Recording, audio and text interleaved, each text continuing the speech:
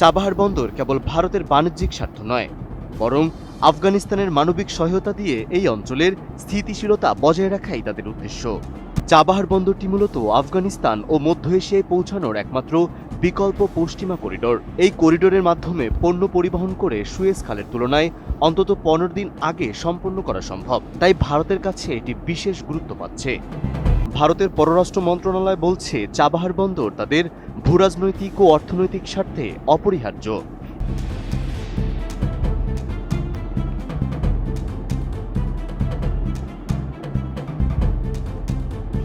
ইরানের চাবাহার বন্দর প্রকল্পকে কেন্দ্র করে নতুন কূটনৈতিক চাপের মুখে পড়েছে ভারত।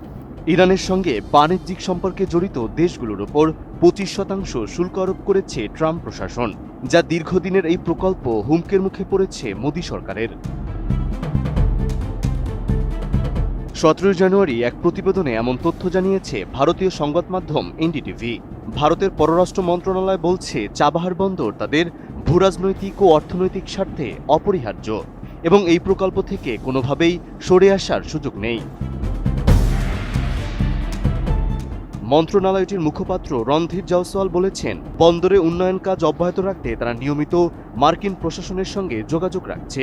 এর আগে গত বছরের 28 অক্টোবর মার্কিন ট্রেজারি বিভাগ এই প্রকল্পের জন্য শর্ত সাপেক্ষে নিষেধাজ্ঞা ছাড় দিয়েছিল। তবে তার মেয়াদ আগামী 26 এপ্রিল শেষ হতে যাচ্ছে। নয়াদিল্লি এখন সেই মেয়াদ বাড়ানোর বিষয়ে ওয়াশিংটনের সঙ্গে আলোচনা চালাচ্ছে, যাতে কাজের ধারাবাহিকতা বজায় রাখা যায়।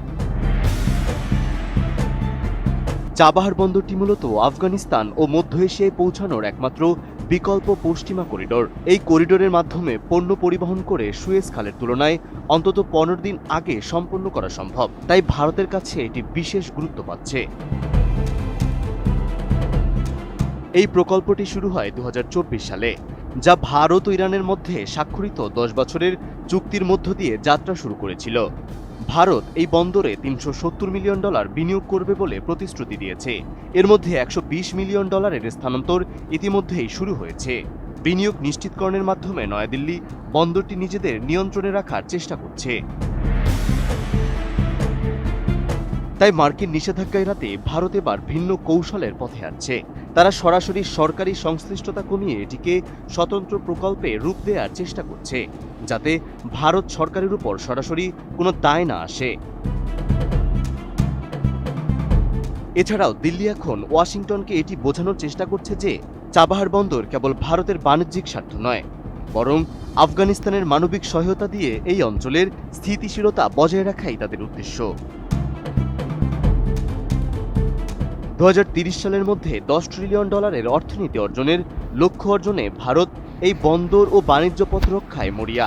তাই আন্তর্জাতিক চাপ, মার্কিন হুমকি এবং আঞ্চলিক প্রতিদ্বন্দ্বিতাকে কাটিয়ে উঠতে নয়াদিল্লি এবার ট্রাম্প প্রশাসনের দ্বারস্থ হয়েছেন।